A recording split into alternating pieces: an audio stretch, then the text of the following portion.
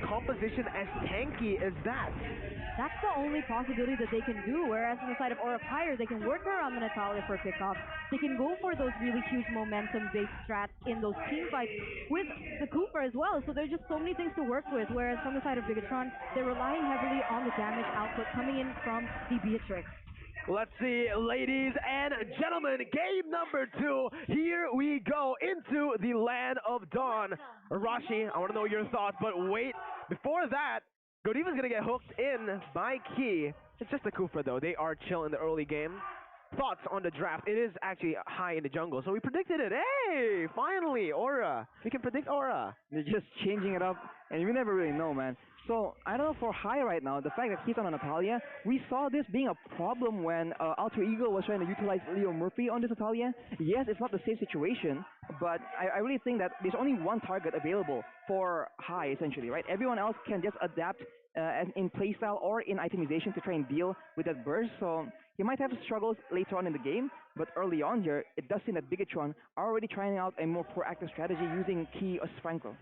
I mean, this is what they were trying to do in game number 1 too, right? They were trying to be the more proactive team on the map. They were trying to be the more aggressive team. But I guess in game number 2, they're, taking things a little bit more slowly for the moment. I mean, it does seem like he is pressured heavily by Godiva, and they're really playing towards their winning lane here in that bottom side. As is here, it seems like Kabuki here might go. Yeah, Kabuki no flicker instantly. Iron Hook flicker by Key, bringing him back under the turret for Matt to pick off. First Blood presented to you by the Samsung Galaxy A series, taken out. But High is looking for something as well. Godiva, very good flicker, combined with High jumping in. That's a kill traded for Aura Fire. Yeah, this is the showdown between the two roamers who can actually enable their team more and get more ahead.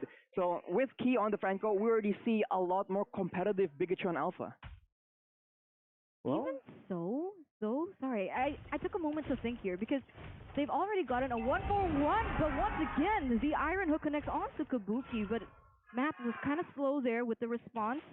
But what I wanted to ask was, they are 1-1 right now, but why is BIGENTRON Alpha leading in economy? Last hits, probably. Just the last hits, the laning that they have been able to do. They do have an Esmeralda in the top side, which is a winning lane. And Beatrix as well, but here you go. Key again with the hooks. Able to find High, but it's going to be the Cold Ulcer placed by Facehugger. Fluffy jumping in. Another Cold Ulcer placed by Moreno. And BTR winning out in this team fight. Max picking up the turtle, looking for another kill onto Fluffy. And BTR, 1,000 gold lead. Wow, that was quite disrespectful of High to just walk up like that.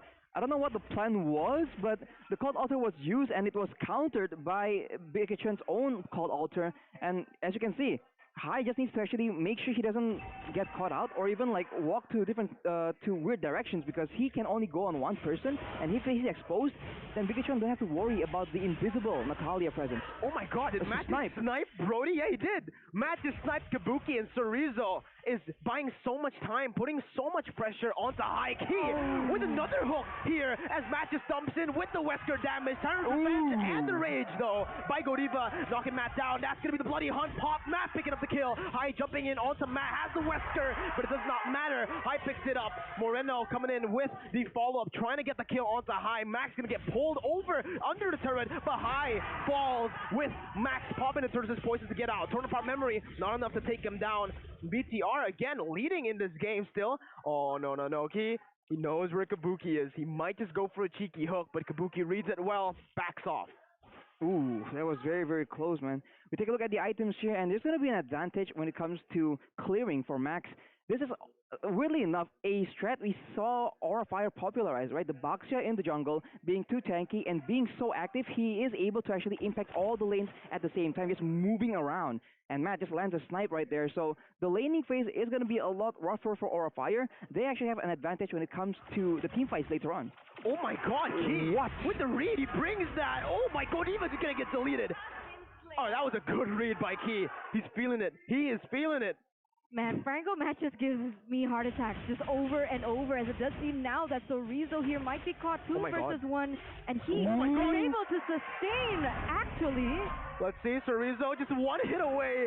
He gets out in a 2v1. Deja vu to their match against Rebellion.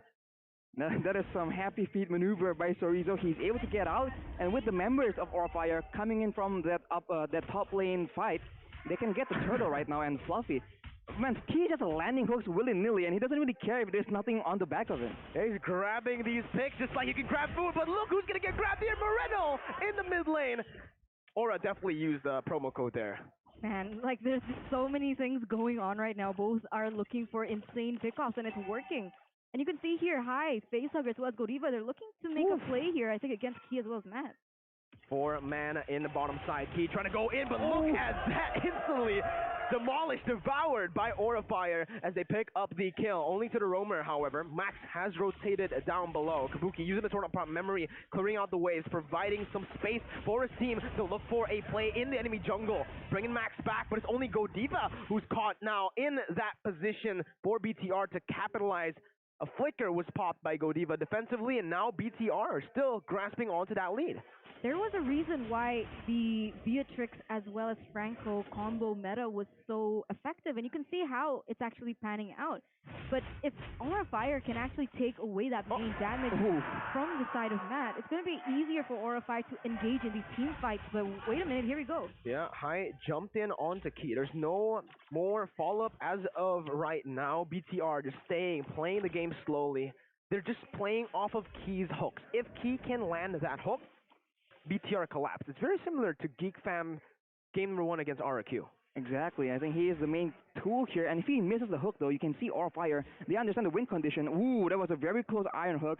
If it does not land, though, Aurafire is absolutely content in just jumping onto BIGENTRON Alpha, knowing that they won't get jumped on, and there won't be any pickup advantage by Key's iron hook. But he makes it almost happen again. And Aurafire, they're getting pressured by the hook threat alone. Let's see here. BTR, they have pressure on the bottom side. They're going to use that pressure to convert over to the turtle. Aurafire have no response as of right now. It's still BTR who are able to take the turtle. No contest whatsoever. That's the 3rd turtle presented to you by the Samsung Galaxy A series as BTR look to convert on more objectives here. Maybe possibly the bottom side will be targeted first. What do you think is happening right now from the side of Aurafire? Do you think they're waiting for a certain power spike to hit before they go guns blazing? But once again, man, Key with the hook. Stop, man. Yeah, he's just really disrupting Aura's momentum here. Even those small hooks that feel like it does nothing because it's only onto Godiva, it cancels the threat of a Tyrant's Revenge. Right. I think that's just, great pressure from Key.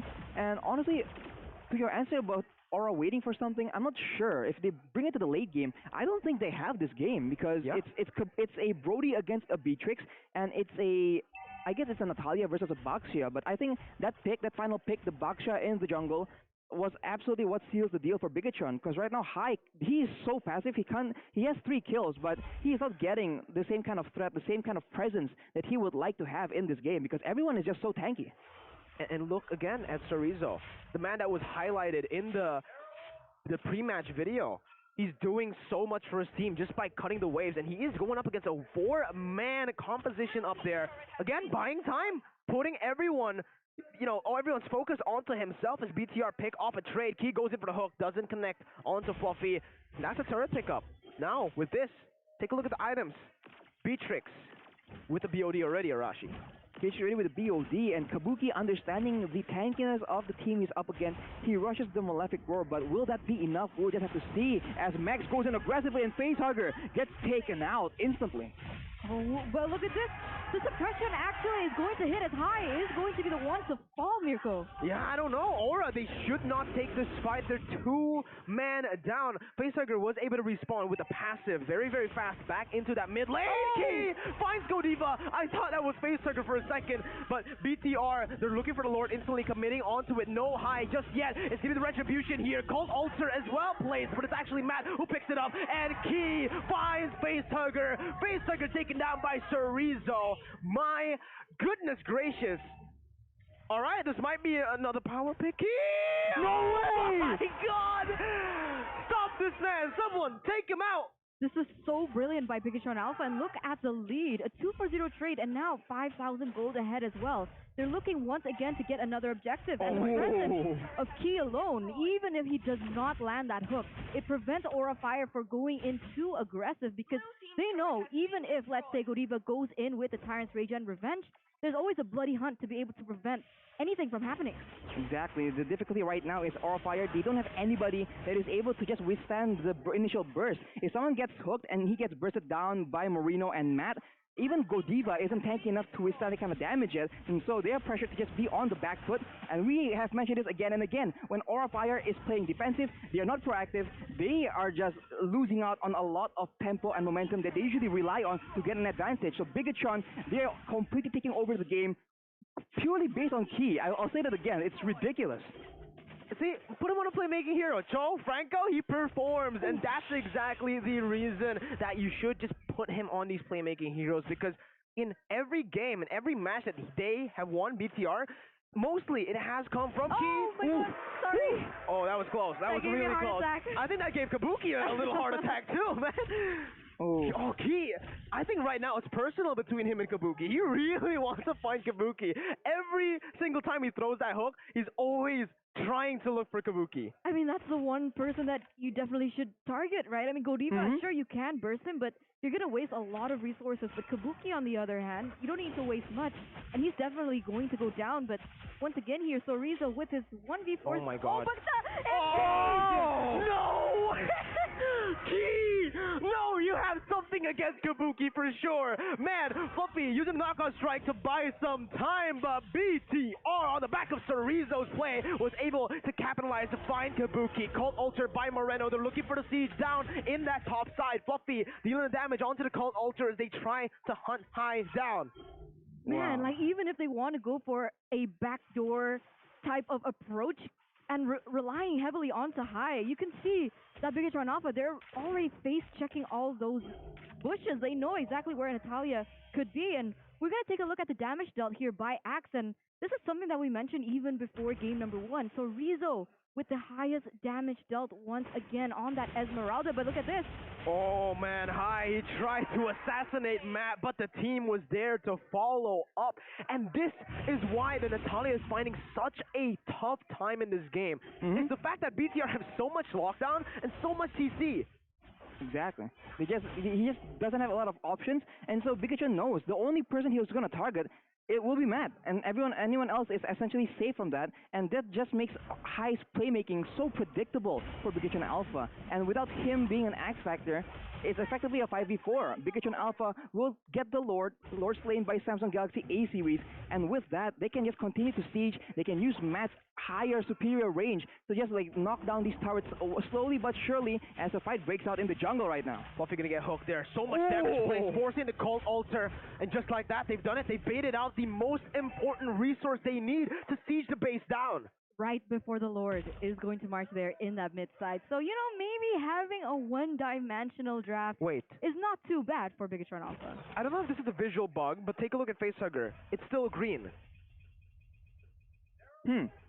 I think he has a lot of cooldown reduction, but I don't think it's that fast. Yeah, I don't really think it's that fast. As Bigetron, they might make a play with the Cult Altar to end the game, the same way we've seen so often these days. Let's see, ladies and gentlemen, Godiva trying to defend. Bloody Hunt instantly as he gets deleted off of the map. Sorizo with a falling Simon on the back. That's going to be the Cult Altar placed by Moreno. Fluffy going to get taken down as Matt flickers forward. Facehugger doesn't have the Cult Altar. He's going to be terrified. A triple kill for Matt. He's looking for the Maniac. He goes for the shot. He gets the Maniac, but it's not the Savage. It's just the Maniac as they take it and equalize. Game number 2. It's 1-1. Wiped out by Bigetron as they look for an amazing game comeback here.